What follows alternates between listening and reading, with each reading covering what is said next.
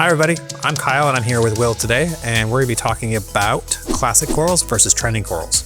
Do you want to tell us a little bit about what each one of those is? Right, so in my mind, a classic coral is maybe something that when you go and you look at it online, it maybe doesn't have a name. Maybe the name of it is kind of the species or the type of coral it is, something like green acropora, right? And then a trending coral for me is something with a name attached to it that is kind of universally recognized, like utter chaos zoanthids, or homewrecker acropora, things like that. Those are names that are kind of recognized, and those I would say are a trending coral. Personally, I'm a fan of the trending corals. They're pretty cool looking, but they do come with a price tag, right? Yeah, the price tag, but they do pack a lot of punch individually, which I think is really cool. Right. So there's kind of like a balance for me. If your tank is just full of trending corals, I think it gets a little lost. Like nothing really pops out quite as well as it does when you have a nice balance where you have a couple of just those classic like soft corals that really balance out and mellow out the rest of the tank so that that coral can really shine. And if you like spend $300 on a frag, I want it to shine. I don't want it to just blend in with the rest of them, right? Yeah, exactly. I think some corals, maybe less bright colors or more considered common corals to fill in the space. Something like a neon green frog spawn is not a dull coral by any means. No. But most people would still kind of consider it a filler coral, right? Because green is a very common color. The other corals will pop against it. So it's a great filler coral and more common. Something like a war pink scolemia or an apple scolemia, something like that is going to be more of a centerpiece. Yeah. But if you have 100 of them, which one's the centerpiece, right? There's not really a great centerpiece. So having a proper composition, a mix of the two is I think pretty important for an overall aesthetic. Yeah. So I think there's pros and cons to both. I think trending corals really get people's attention. I think it's a great way to help fund and facilitate some aquaculture opportunities. Because honestly, if we're not buying the aquaculture corals, there is no incentive to continue aquaculturing them. So I think some trending corals do have merit, but I think it is a double-edged sword because then that kind of propagates people to then go find more wild corals, right? Which can be a little bit of an issue, right? Especially if they're not like ethically sourced and handle this throughout the supply chain.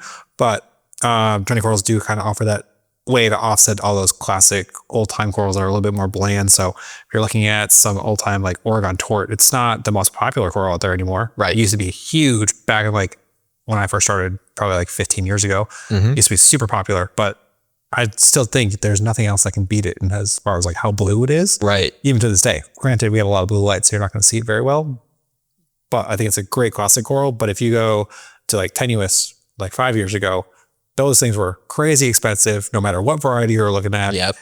Everyone was looking for the most color that they could get in the coral polyp. So you get something like the homewrecker, where it's like pink coralite, green tissue, different color polyps. So I think it can go a little bit in every direction. And when you get too many coral colors mixed together on the same coral piece, in my experience, I've always like, I look at the coral from the other side of the room, it does not look very good compared to something that's like a solid blue Oregon tort, where it's the same whether I look at it up close versus the other side of the room. But like a homewrecker, in my experience, kind of starts to look just green from a distance. So I'm having a lot of fun. Yeah, I think it really depends on how you enjoy the hobby a lot. If it's a centerpiece of your home, if your tank is you view the tank itself as the pet, as the thing you take care of, then you want it to all look unified, right? As a whole single piece. But for me, I really like taking out my macro lens on my camera, getting right into a coral and, shooting the polyps. And so for me, following the trends of the coral names is fun because everything looks different under the big macro lens or when you get up close. And so it is quite fun. Another big thing about the trending corals is the hobby around it. Right? The community around it is kind of fun to be a part of. Yeah. A lot of people talking, people get excited about new things coming out. I went to Reefapalooza and you get to go check out all the latest and greatest corals. It's really quite a fun thing. You feel like you're a part of a community even more so when you really dig into the trendy aspect of it. I also think the cool thing about trending corals is I've noticed that it's not just like a specific one strain or variety of the coral is popular. It tends to be like the whole group. Right. So it comes in waves where it's like tenuous are now like the hot topic when it comes to acros and SPS. then you get into euphilia and everyone's talking about just torches. They don't care about frost bombs. They don't care about hammers. And then I was like, oh, these hammers are crazy insane. And then people are talking about acans or micromusas. Yep. I think when those trends happen, it really shines a light on some of the niche opportunities to better take care of those corals. Because I think it wasn't until we had the euphilia craze where everyone was talking about torches and hammers, Right. that we really understood like brown jelly disease. I feel like we still don't fully understand it, but 10 years ago, everyone would be like, yep, it's dead. Yeah. But now people are like, how do you treat it? Like, how do you prevent it? What dips work to help, like make it less stressful? Whereas 10 years ago, like I said, we would just said, yep, throw the coral out. It's gone. Yeah. Start over. Yeah, the trends, they bring on great discussion for these different species of coral. I learned recently I say maybe last year or so, about Japanese acans, the yellow ones, the crazy colors to them. And it's just fascinating to see. I don't think those really would have been highlighted if acans weren't as popular as they were. And so to see those come into the market is really cool. And to follow the trends is quite fun. But that doesn't mean you have to, right? Yeah. You certainly don't have to. And you can fill a tank and have it look gorgeous and pretty insane looking with just normal corals. Just corals that maybe you go to the fish store and they're labeled, these ones are labeled frog spawn and these ones are labeled hammers. You can absolutely have a very stunning tank with just those. I think it's really funny that you say that, because there's someone on Instagram that I absolutely love seeing their tank. I think it's like Spess Reef. I think he's over in Europe, but his tank is primarily just trumpet corals. Right. He's got like 2 different color varieties and the tank just looks amazing, and they're giant colonies. And there's a couple other corals like sprinkled in, but I'm like, that's just a classic coral. There's no like design or strain for it. It wasn't a trendy coral. It's just, Exactly. it's a hardy, looks good in a huge colony, grows fast, and stunning reef tank. It's gorgeous. Yeah, I mean, Get over it. some of my favorites are definitely, my very favorites are some trending corals, but some of my favorites that I just love putting in basically every tank, things like fox corals. You barely ever see them anymore.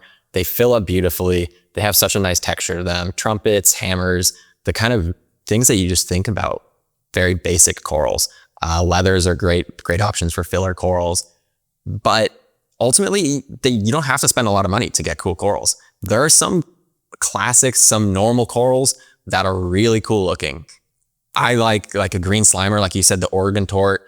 There's some really crazy looking corals. Yeah, and I think that I really want to see a trend with softies come back. Definitely. I am really looking forward to trying to find a scleronephthia, Okay. a true one, where they're photosynthetic. Yep. But they're a little bit different than your standard like green nephthia or the pink nephthia.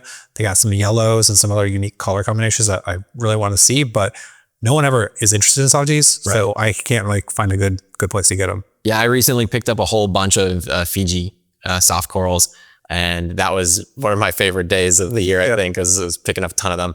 But they're hard to find, and I think it's really, like we were talking about, the trends, right? If it's not trending, importers aren't bringing them in, breeders aren't breeding them.